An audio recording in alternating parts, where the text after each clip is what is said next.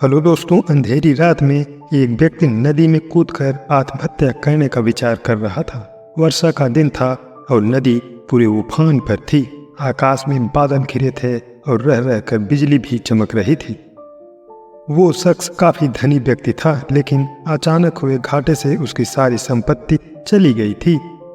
उसके भाग्य का सूरज डूब गया था। चारों ओर निराशा ही निराशा थी और भविष्य नजर नहीं आ रहा था। उसे कुछ सूझ नहीं रहा था कि क्या करें।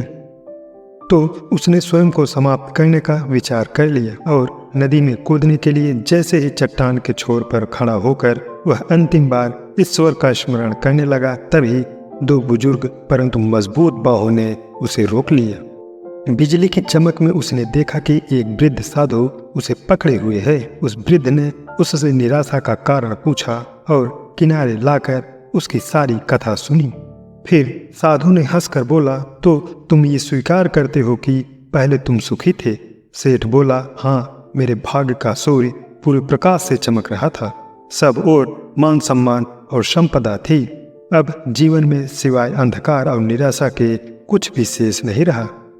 वृद्ध साधु फिर हंसा और बोला, दिन के बाद रात्रि आती है, रात्रि के बाद दिन। जब दिन नहीं टिकता तो रात्रि भी कैसे टिकेगी? परिवर्तन प्रकृति का नियम है। ठीक से सुनो और समझ लो। जब तुम्हारे अच्छे दिन हमेशा के लिए नहीं रहे तो बुरे दिन भी नहीं रहेंगे।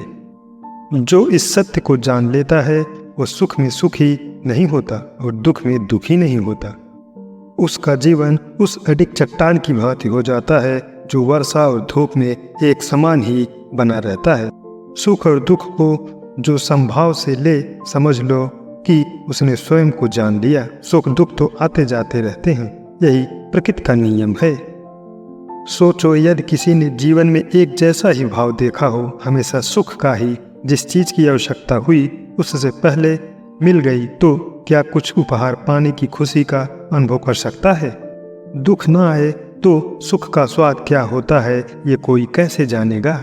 इसलिए जीवन में सुख और दुख दोनों जरूरी हैं। जो इस शाश्वत नियम को जान लेता है उसका जीवन बंधनों से मुक्त हो जाता है।